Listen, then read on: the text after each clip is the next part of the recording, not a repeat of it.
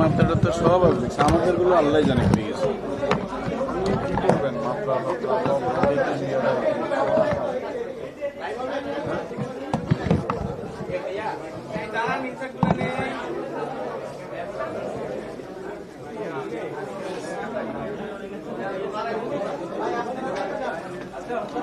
এখন খুঁজে পাবেন না ভাই, খুঁজে পাবেন না, আমাদের এটা পাওয়া যায় না। আজাদ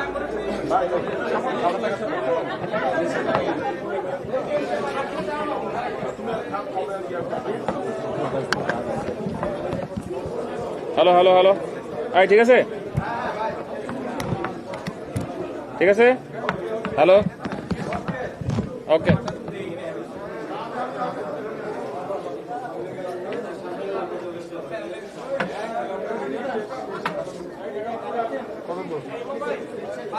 পড়ে যাচ্ছে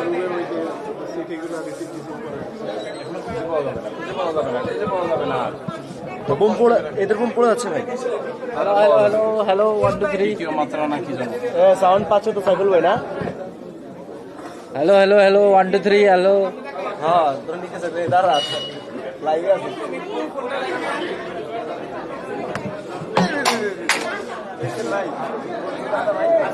সমকাল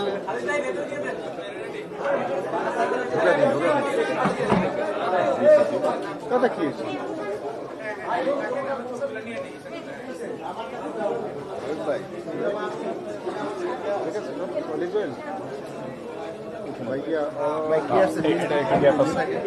ইসলাম খান,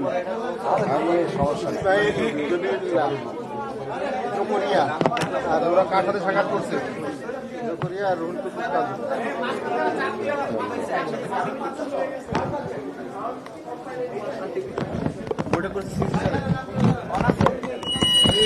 আনোয়ারুল ইসলাম সরকার, ব্রিগেডিয়ার জেনারেল সানাউল্লাহ, আর হলো সিনিয়র সচিব।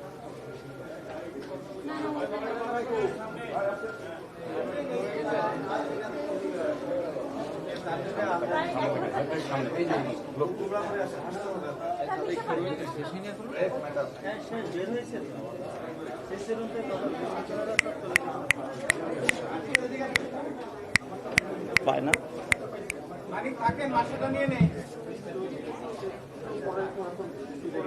আগায় দিতে হতো না, এরকম দাঁড়াইতে পারবে। এবার একটা ই রয়েছে, টপ রয়েছে।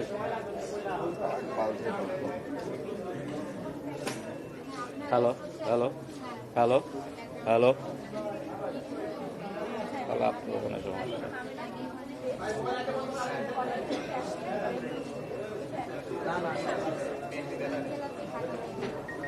কয় সদস্য বিশিষ্ট? 4 সদস্য। 5 লিখে দেন।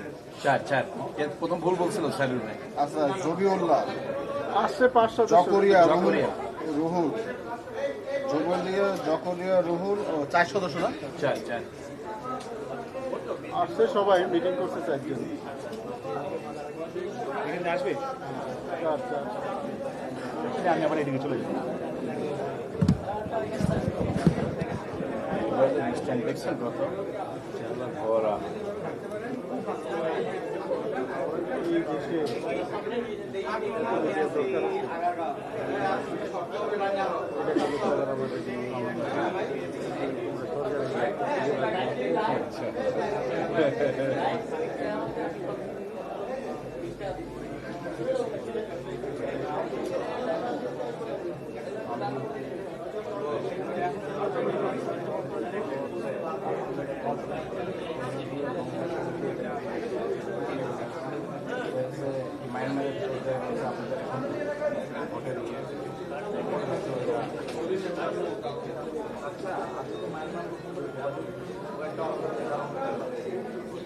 ভাই লিখিত আছে, রিসিভ করে নিয়ে আসছে, ওটা চায়েন, আমি তো বলবা না, এটা লিখিতটা পাইলে ভালো হয়।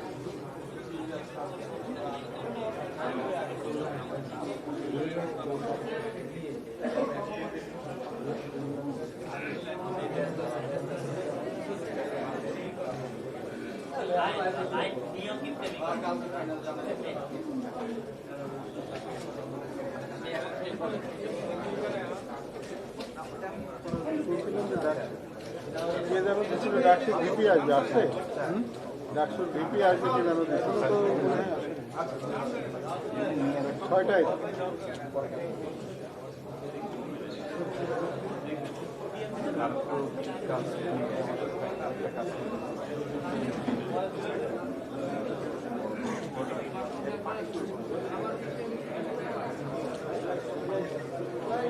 ভাই রিপোর্ট দেখা শেষ মোটামুটি ভাই, খালি শেষ? যা বলতেছেন তো বললেই হবে। এই যে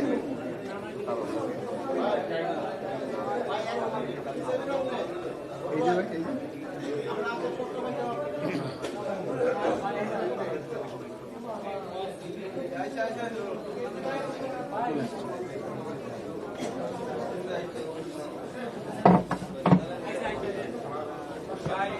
বিএনপি রিপোর্ট দেখতেছি।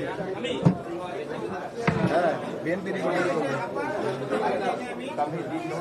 কাসামে কাসামে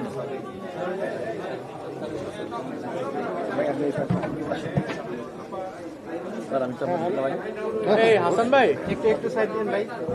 হাতে রাখেন, হাতে রাখেন।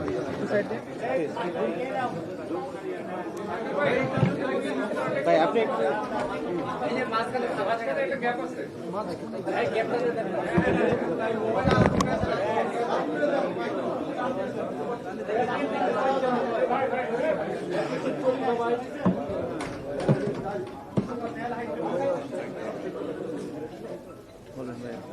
কি রেডি?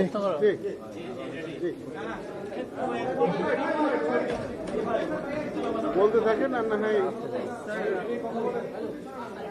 এখন তো নির্বাচন কমিশন প্রার্থীদের আপিল শুনানি চলছে আর কি। আমার প্রচারণা এখন শুরু হয়েছে 22 তারিখ। এই সময় কেন কমিশনের ডিসি মাদের সাথে বান্ধবীদের আসতেই পারে না? এই সময় আসার বিশেষ কোনো কারণ আছে? আমরাও খুব ব্যস্ত, জরুরি না হলে আসতাম না। প্রিয় সাংবাদিক বন্ধুগণ, ভাই ও বোনেরা, আসসালামু আলাইকুম। আমরা আজ আমাদের বাংলাদেশ জাতীয়তাবাদী দলের নির্বাচন পরিচালনা কমিটির পক্ষ থেকে আমাদের 4 জন একটা প্রতিনিধি দল, এখানে আমাদের এই কমিটির প্রধান সমন্বয়কারী জনাব ইসমাইল জবিউল্লাহ সাহেব, আমাদের সম্মানিত সদস্য জনাব ডক্টর জকরিয়া সাহেব, এবং আমাদের আইন সেবা কমিটির প্রধান এবং পরিচালনা কমিটির সদস্য ব্যারিস্টার রুহুল কুদ্দুস কাজল, আমরা এসেছিলাম। মাননীয় প্রধান নির্বাচন কমিশনার এবং কমিশনাররাও ছিলেন, সিনিয়র সচিব উনি উপস্থিত ছিলেন। আমরা কিছু বিষয়ে তাদেরকে আমাদের কথা বলেছি। যেসব বিষয় আমাদের আজকে আলোচনা হয়েছে তার অন্যতম ছিল যে আমাদের দল না শুধু, আরও অন্য দলেরও কিছু প্রার্থীর দ্বৈত নাগরিকত্ব নিয়ে কিছু সমস্যার সৃষ্টি হচ্ছে। আমরা বিষয়ের সাথে লক্ষ্য করছি যে দেশের সংবিধানে যেখানে বলা আছে যে কেউ যদি নাগরিকত্ব পরিত্যাগ করে তাহলেই তিনি নির্বাচনের জন্য যোগ্য হবেন। এটা ইংরেজিতে বলা আছে গিভস আপ, যদি পরিত্যাগ করে তাহলেই সে নির্বাচনের জন্য যোগ্য হবে। আরপিওতে যেটা বলা আছে এবং সে প্রেক্ষিতে যে এফিডেভিট করতে হয়, হলফনামা করতে হয়, সেখানে বলা আছে যে আপনি অন্য কোনো দেশের নাগরিক কি না, হ্যাঁ বা না বলতে হয়। এবং সেখানে এটাও বলা আছে যে নির্বাচনের জন্য যে নমিনেশন পেপার সাবমিট করতে হয় তার সঙ্গে যেসব বিষয়ে প্রত্যয়নপত্র কিংবা প্রমাণ সাবমিট করতে হয়, নথি, সেখানে এই নাগরিকত্বের ব্যাপারে কোনো নথি সাবমিট করার কোনো কথা বলা নাই। অথচ আমরা দেখছি যে কিছু জায়গায় রিটার্নিং অফিসার এই ধরনের বিষয়ে প্রার্থিতা অবৈধ করেছেন এবং এই নির্বাচন কমিশনে যে আপিল হচ্ছে সেখানে কিছু প্রার্থিতা বাতিল করা হচ্ছে। এটা আমাদের দলের নাও হতে পারে, এটা অন্য কোনো দলের হতে পারে, কিন্তু আমরা মনে করি যে আইন সবার জন্যই সমান হবে এবং আইন যা বলে, দেশের সংবিধান যা বলে, সেটাই হওয়া উচিত।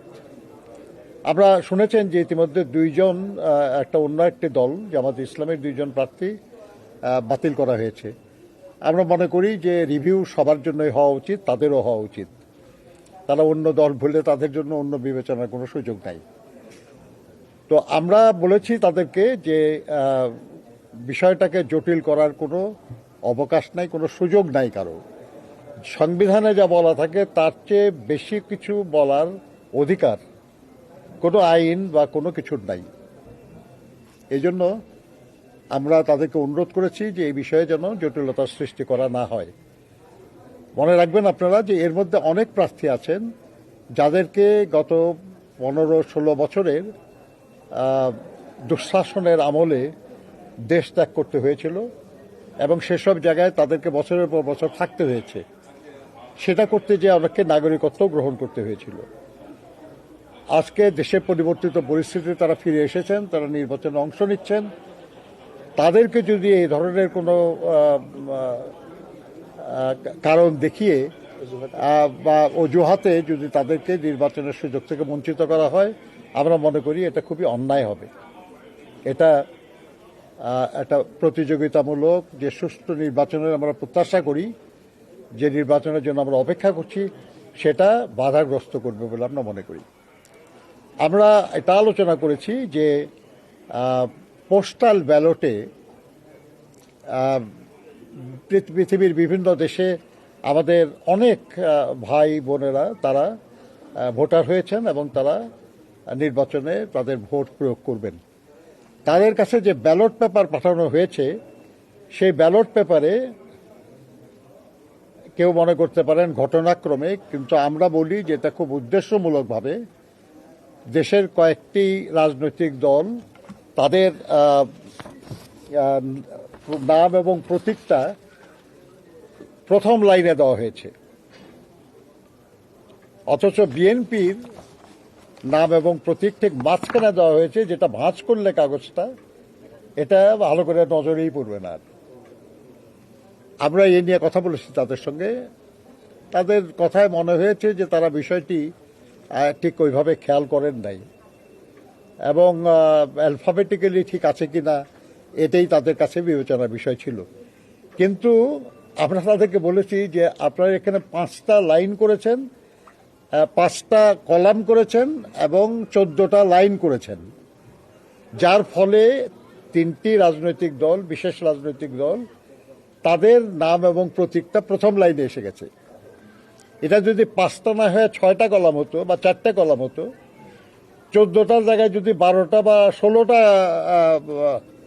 লাইন হতো, তাহলে কিন্তু এই ব্যাপারটা এইভাবে সাজানো সুযোগ ছিল না। কাজেই ব্যাপারটা ইচ্ছাকৃতভাবেই করা হয়েছে এবং আপনারা হয়তো নজরে পড়ে নাই, কিন্তু যারা আসলে ভেতরে কাজটা করেছে সম্ভবত তারা এটা কোনো উদ্দেশ্য নিয়েই করেছে। আমরা তাদেরকে অনুরোধ করেছি যে বিদেশে যে ব্যালট পেপারগুলো পাঠানো হয়েছে সময় থাকলে সেটাও সংশোধন করা, আর দেশের ভিতরে যে ব্যালট, পোস্টাল ব্যালট যাবে এবং সেটা এখনো পাঠানো হয় নাই, আমরা তাদেরকে পরিষ্কার বলেছি যে এই কৌশল যেন দেশের ভিতরে পোস্টাল ব্যালটে কার্যকর করা না হয়, এটা যেন সংশোধন করা হয়।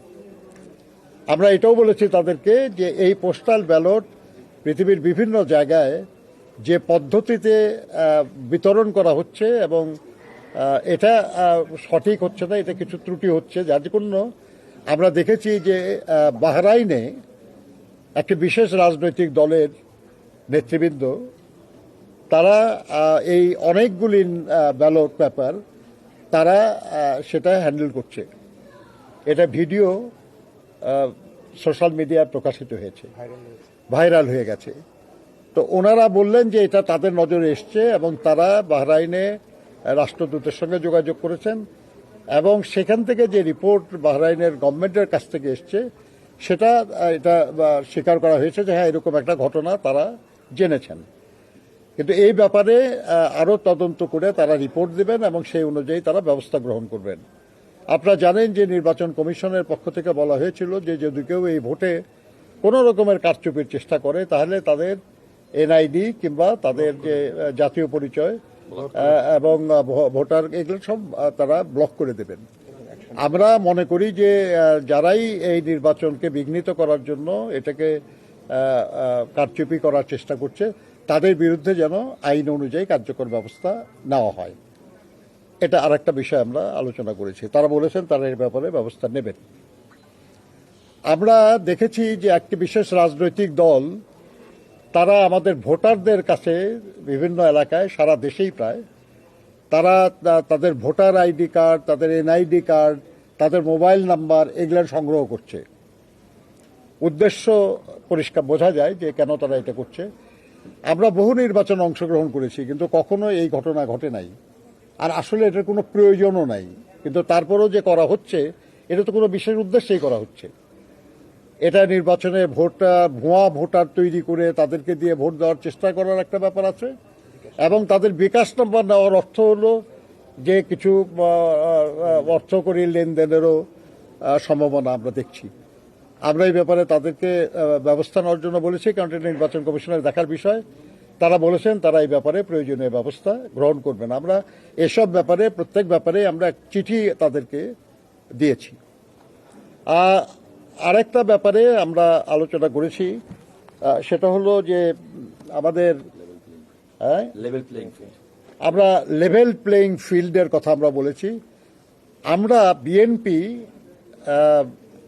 এই নির্বাচন যাতে যথাসময়ে অনুষ্ঠিত হয়, সবাই যাতে এই নির্বাচনে অংশগ্রহণ করে, কেউ যেন কোনো কারণে কোনো সুযোগ না পায় নির্বাচনের মাঠ থেকে সরে যাওয়ার চেষ্টা করতে না পারে, সেই লক্ষ্যে কিন্তু আমরা আমাদের চেয়ারম্যান তিনি উত্তরবঙ্গের কয়েকটি জেলায় সফরের একটা সিদ্ধান্ত নিয়েছিলেন। আমাদের দলের পক্ষ থেকে সিদ্ধান্ত হয়েছিল, উনি ব্যক্তিগত এটা এক ধরনের সফর ছিল। এখানে মৌলানা ভাসানীর কবর জিয়ারত করা, আমাদের 24-এর ছাত্র শ্রমিক গণ অভ্যুত্থানের আবু সাইদ যিনি শহীদ হয়েছিলেন রংপুরে, তার কবর জিয়ারত করা, এবং দেশের ওই অঞ্চলের বিভিন্ন স্থানে এই গণ অভ্যুত্থানে যারা শহীদ হয়েছেন কবর আছে তাদের কবর জিয়ারত করা, আমাদের চেয়ারম্যান ওনার নানির কবর উনি জিয়ারত করতে পারেন নাই, সেই কবর জিয়ারত করা, এবং তার গ্রামের বাড়িতে যাওয়া, এবং তার মার জন্য কয়েকটি জায়গায় দোয়া মাহফিলের আয়োজন করা হচ্ছিল, সেখানে অংশগ্রহণ করার উনি চিন্তা করেছিলেন, সিদ্ধান্ত নিয়েছিলেন, এবং তার প্রস্তুতি নেওয়া হয়েছিল। পরিষ্কার বলে দেওয়া হয়েছিল যে এটা উনি কোনো রাজনৈতিক সমাবেশে অংশ নেবেন না, কোনো রাজনৈতিক বা নির্বাচনী কোনো বক্তব্য রাখবেন না, এটা স্রেফ হবে তার ব্যক্তিগত সফর। কিন্তু তারপরেও এই ব্যাপারে যে কোনো কারণেই হোক, কারো কারো অনুরোধে হোক আর যেভাবেই হোক, নির্বাচন কমিশন আমাদেরকে অনুরোধ করেছিল এই সফরটা স্থগিত করার জন্য। আমরা সুষ্ঠু নির্বাচনের স্বার্থে এবং সবাই যাতে অংশগ্রহণ করে সরে যাওয়ার সুযোগ না পায়, এগুলো বিবেচনা করে আমরা তাদের অনুরোধ রক্ষা করেছিলাম। আমরা লেভেল প্লেইং ফিল্ড ঠিক রাখার জন্য আমরা ক্রমাগত চেষ্টা চালিয়ে যাচ্ছি। এখন আমাদের নেতা রাস্তায় বের হলে হাজার হাজার লোক হবে, এটা তো আমাদের কোনো দোষ না, এবং এটা হলেই কেউ কেউ কষ্ট পায়, কেউ কেউ মনে করে যে এটা নির্বাচনের প্রভাব বিস্তার করতে পারে। সে কারণে আমরা কিন্তু ওনাকে কোনো প্রোগ্রামে যাওয়ার জন্য আমরা বলছি না, উনিও যাচ্ছেন না। আমরা 22 তারিখ থেকেই কর্ম শুরু হবে। কিন্তু আমরা বিস্ময়ের সাথে লক্ষ্য করছি যে দেশের বেশ কিছু রাজনৈতিক দলের নেতৃবৃন্দ তারা কিন্তু নির্বাচনী প্রচারণা ক্রমাগত চালিয়ে যাচ্ছেন, এবং তারা বিভিন্ন জায়গায় সমাবেশ করছেন, তাদের প্রতীকের পক্ষে ভোট চাচ্ছেন, তাদের পক্ষে ভোট চাচ্ছেন, এই কাজগুলি করছেন, কিন্তু এই নিয়ে নির্বাচন কমিশনের কোনো ব্যবস্থা গ্রহণের খবর আমাদের কাছে নাই। আমরা এটাও বলেছি তাদেরকে যে আমাদের একেবারে গ্রামাঞ্চলে সাতকানিয়া, তারপরে জামালপুরে, ইসলামপুরে, এখানে আমাদের প্রার্থীদের কিছু আচরণ নিয়ে আপনারা শোকজ করেন, আর এই ঢাকা শহরে কিংবা দেশে আরো বড় বড় অঞ্চলে আরো বড় বড় নেতারা, তারা দলীয় নেতাও, প্রভাবশালী মানুষ, তারা যেসব নির্বাচনী আচরণবিধি লঙ্ঘন করছে সেই ব্যাপারে আপনারা কোনো ব্যবস্থা নিচ্ছেন না কেন? তারা এই ব্যাপারে প্রয়োজনীয় ব্যবস্থা নেবেন বলে কথা দিয়েছেন আমাদের। আমাদের ডকুমেন্ট যেগুলো সেগুলো সব আর এসব ব্যাপারে আমাদের কাছে কিছু ডকুমেন্ট ছিল, আমরা সেগুলো তাদেরকে দিয়েছি যে কারা কারা এইসব কাজ করছে তার কিছু নমুনা আমরা তাদেরকে দিয়েছি। তারা বলেছেন তারা বিষয়টি বিবেচনায় নেবেন এবং তারা প্রয়োজনীয় ব্যবস্থা নেওয়ার চেষ্টা করবেন। তো আমরা আরও ন্যাচারালি আলোচনা, আমরা আরও অন্যান্য বিষয়ে আলোচনা হয়েছে, কিন্তু প্রধান এবং মূল বিষয়গুলি ছিল এই। ধন্যবাদ আপনাদেরকে। জামাতে ইসলামী বলেছে যে আপনারা ডিসিএসপিরা একটা দলের পক্ষে কাজ করছেন, আপনারা কি সেটা মনে করছেন কিনা? আর 2 নম্বর প্রশ্ন, আপনারাও লেভেল প্লেইং এর ফিল্ড। আমার যতটুকু জানা আছে এসপিদের বদলি হলো এবার লটারির মাধ্যমে, নাকি? লটারিতে আমরা কি অংশ নিয়েছিলাম নাকি? আমরা তো লটারিতে অংশ নেই নাই ভাই। আর লটারি পরিচালনায় আমাদের কোনো অংশ ছিল না। আর এই লটারির দাবি তো তাদেরই ছিল যে লটারি করে বদলি করা হোক। তারপরে আসছে লটারির মধ্যে কি কোনো কায়দা কৌশল হয়েছে কিনা তারা বলতে পারবে ভালো, কারণ এটা তাদের দাবি ছিল। কাজেই আপনার এই ব্যাপারে আমার ধারণা আর কি, যেটাও একটা রাজনৈতিক কৌশল। তাদেরই লোকজন বেশি হয়তো বিভিন্ন জায়গায় আছে এবং এই নিয়ে যাতে কেউ অভিযোগ না করে সেজন্য আগেই তারা অন্যদের ব্যাপারে অভিযোগ করছে। গণভোট নিয়ে আপনাদের অবস্থান কি? আর পক্ষে না? এটা বলা হয়েছে আমাদের পক্ষ থেকে, আমরাই সংস্কারের দাবি সবার আগে করেছি। আমাদেরই প্রস্তাব অনুযায়ী সব সংস্কারের বিষয় আলোচনায় এসছে এবং কমিটি হয়েছে এবং সেখানে আমরা অংশ নিয়েছি, আমাদের কন্ট্রিবিউট করেছি এবং বহু বিষয়ে আমরা একমত হয়েছি। আমরা যেসব বিষয়ে একমত হতে পারি নাই সেগুলো আমরা নোট অফ ডিসেন্ট দিয়েছি। এই নোট অফ ডিসেন্ট আমরা না খালি, অনেক ব্যাপারে অনেকেই দিয়েছে। যেমন নারী আসনের ব্যাপারে তো অন্য রাজনৈতিক দলগুলি নোট অফ ডিসেন্ট দিয়েছে, আমরা দেই নাই। নারী আসন বৃদ্ধি আমরা চেয়েছি, তারা নোট অফ ডিসেন্ট দিয়েছে, তারা চায় না আসন বৃদ্ধি এবং তারা কোনো নারীকে নমিনেশনও দেয় নাই। তো এখন ব্যাপার হচ্ছে যে সেই সংস্কারের বিপক্ষে তো আমরা নই, আমরা সেই সংস্কারের পক্ষে। অতএব আমরা হাঁ ভোট দেব, এটাই আমাদের সিদ্ধান্ত। আচ্ছা ভাই, আরেকটা বিষয় আপনার দলীয় নমিনেশনের ব্যাপারে বলি, যে বগুড়াতে বিএনপি বগুড়া 1-এ 2 জনকে নমিনেশন দিয়েছে, তো তার মধ্যে একজন আবার আর এক প্রার্থীর বিরুদ্ধে অ্যাপিলও করছে। এই বিষয়টা আপনারা কিভাবে সমাধান করছেন? দেখেন, আপনার একটা প্রার্থী যখন কেউ হয় তখন সে ইন্ডিভিজুয়াল। আপনার 2 জনকে দেওয়া হয়েছে এ কারণে, আমরা যে কারণে দিয়েছিলাম এটা তো প্রমাণ হয়েছে যে কারণটা দুশ্চিন্তার ছিল। একজন প্রার্থীর ঋণ খেলাপি হওয়ার সম্ভাবনা আমরা অনুমান করছিলাম, সেজন্য আরেকজন প্রার্থী দিয়ে রেখেছিলাম আমরা। এবং দেখা গেল যে তার ব্যাপারে ঋণ খেলাপির অভিযোগটা এসছে এবং এটা নিয়ে আপিল বিবেচনাধীন আছে। এটা উনি আমাদের অন্য প্রার্থী করেছে না, তার ব্যাংক থেকে করা হয়েছে অভিযোগ। তো যদি সেটা বাতিল হয় কোনো কারণে, তাহলে আমাদের একজন অল্টারনেটিভ আছে সেখানে, সে নির্বাচনে অংশগ্রহণ করবে। কাজে এটা আমাদের দলীয় রাজনৈতিক কৌশল। এটা কোনো অন্যায় কিছু না, এটা আইনের মধ্যে এবং নিয়মের মধ্যে। হ্যাঁ,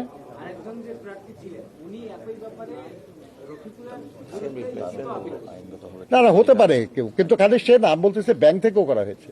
নির্বাচন বলছেন লেভেল প্লেইং নেই, যেটা বলছেন নির্বাচন নিয়ে কিন্তু কোনো শঙ্কা আছে বলে আমরা মনে করছি। আমি লেভেল প্লেইং ফিল্ড নেই আমরা বলি নাই, আমরা বলেছি লেভেল প্লেইং ফিল্ড নষ্ট করার অপচেষ্টা চলছে। অতএব নির্বাচন কমিশনের উচিত দ্রুত সেটা অ্যাটেন্ড করা, যাতে করে সে ধরনের পরিস্থিতির সৃষ্টি না হয়। দ্বৈত নাগরিক দিয়ে যেটা বলছিলেন যে দ্বৈত নাগরিক অনেকে বাধ্য হয়ে দেশের বাইরে থাকছে, তো আপনারা কি আশঙ্কা করছেন যে আপনাদের দলের কোনো হেভিওয়েট প্রার্থীর বিরুদ্ধে দ্বৈত নাগরিক নিয়ে আপিল করা হতে পারে কিংবা অভিযোগ দেওয়ার কারণে প্রার্থীতা বাতিল হতে পারে? আপনার ব্যাপার হচ্ছে এখানে আশঙ্কার ব্যাপার না, তো ব্যাপারটা হচ্ছে যে এই ধরনের বিষয়ে অভিযোগ উত্থাপিত হওয়াও তো একটা ব্যাপার, এবং ইতিমধ্যে 2 জন প্রার্থীর প্রার্থিতা বাতিল করা হয়েছে। কাজেই এটা তো কনসার্ন তো বটেই আমাদের, কারণ আমাদেরও বেশ কিছু প্রার্থী আছেন যারা দুঃসময়ে দেশের বাইরে থাকতে বাধ্য হয়েছেন এবং সেখানে নাগরিকত্ব নিতে হয়েছিল তারা নাগরিকত্ব পরিত্যাগ করেছেন, এবং দেশের সংবিধান বলে যে নাগরিকত্ব পরিত্যাগ করলে তার নির্বাচনে অংশ নিতে কোনো বাধা নাই। অতএব আমরা নির্বাচন কমিশনকে বলেছি যে সংবিধানে যে অধিকার নাগরিককে দেওয়া হয়েছে কোনো কারণেই সেই অধিকার থেকে তাকে বঞ্চিত করা উচিত হবে না। কমিশন এই ক্ষেত্রে কোনো ব্যাখ্যা দিয়েছে যে আপনাদের ব্যাখ্যা শোনার পরে? না, এটা তো এমন না আর কি যে আমরা দাবি করতেছি তারা ইয়েস বলতেছে বা নো বলতেছে, এরকম তো ব্যাপার না। আমরা যাদের কাছে বিষয়গুলো উত্থাপন করেছি তারা এই ব্যাপারে প্রয়োজনীয় ব্যবস্থা নেবেন, প্রয়োজনীয় কার্যকরী হবে। আপনি একজন করে বলেন প্লিজ, একজনকে বলেন। আপনারা অভিযোগ করলেন একটা দলের পক্ষ থেকে আইডি কার্ড সংগ্রহ করা হচ্ছে বা টেলিফোন নাম্বার। জামায়াত ইসলামের একটি প্রতিনিধি দল এসেছিলেন এবং আপনাদের বিরুদ্ধে একটি অভিযোগ করেছেন যে আপনারা ফ্যামিলি কার্ড দিচ্ছেন। এই অভিযোগটা আপনারা কিভাবে করেন? আরে কি মুশকিল, আমরা তো ফ্যামিলি কার্ড না, আমরা তো ফার্মার্স কার্ডও দিব, কৃষকদেরকে কার্ড দিব আমরা। এটা আমাদের ভবিষ্যৎ পরিকল্পনা। আল্লাহর মেহেরবানিতে জনগণের সমর্থনে যদি আমরা রাষ্ট্র পরিচালনার দায়িত্ব পাই, তাহলে আমরা দেশের মানুষের কল্যাণের জন্য বেশ কিছু কর্মসূচি নেব, এবং এটা বিএনপির ইতিহাসই তাই। শহীদ রাষ্ট্রপতি জিয়াউর রহমান সাহেব অনেক নতুন কর্মসূচি নিয়েছিলেন, যেগুলো এখনো কার্যকর আছে। অনেক ব্যবস্থা নিয়েছিলেন যেটা দেশের উন্নয়নে এখনো একটা মানে গুরুত্বপূর্ণ বিষয় হয়ে আছে আর কি। বেগম খালেদা জিয়া অনেক সংস্কারমূলক কাজ করেছেন, অনেক উন্নয়নমূলক কাজের শুরু করেছিলেন, যেগুলো এখনো অব্যাহত আছে। তা আমরাও সেরকম আবার যদি আল্লাহর রহমতে আমরা সুযোগ পাই, আমরা তো দেবো, আমরা তো ফ্যামিলি কার্ড দেবো, আমরা বলেছি। এবং পরিবারের যিনি মহিলাদের মধ্যে যিনি প্রধান থাকবেন তার নামে হবে সেই ফ্যামিলি কার্ড, কোনো ছেলের নামে হবে না। আমরা দেবো তো। কিসের কেন ভঙ্গ হবে? আমরা তো কয়েকদিন পরে নির্বাচনী ইস্তার ঘোষণা করবো, সেখানে তো ডিটেল বলবো রাখলেন। তারা যদি বলে থাকে যে এটা আচরণবিধি ভঙ্গ, এটা খুব অন্যায় বলতেছেন তারা, এটা ভুল বলা হচ্ছে আর কি। কারণ আমরা এটা তো এখন থেকে না, আমরা বহুদিন আগে থেকে বলছি এটা।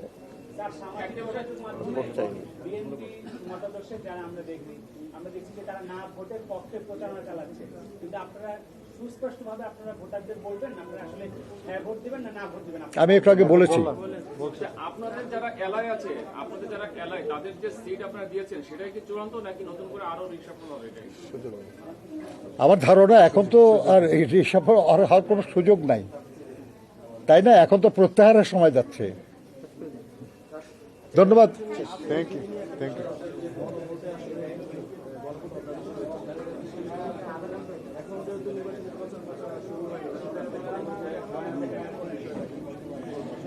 এখানে গণভোটের ব্যাপারে তো সরকারের তরফ থেকেও প্রচারণা চলছে, সেটা যদি অন্যায় না হয়, অন্য কারো বললে অন্যায় হবে কেন? ধন্যবাদ আপনাদের। আসসালামু আলাইকুম।